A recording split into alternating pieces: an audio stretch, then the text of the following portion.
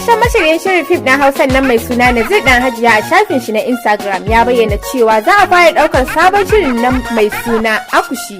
Wannan sabon shiri na Akushi ne yana ɗauke da fitattun jarumai irin su Ali Nuhu, Hadiza Gabon, Gonzalo Miko, Shamsu Ɗan Iya, Zulaihat Pretty, Sani Garba SK, Asma'u Sani.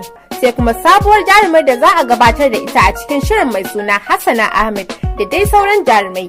Wannan fim da ya Oscar International ne suka gabatar da shi, wanda Nazir Dan Hajiya ya shirya. Sannan fim ɗin da taswirar Gonzalo Miko, wanda ya tsara labari Abdullahi Amdal, kirkirar labari da bada umarni Sunusu Oscar 442, wanda aka yi wa lakabi da jagaban sabbin jarumai.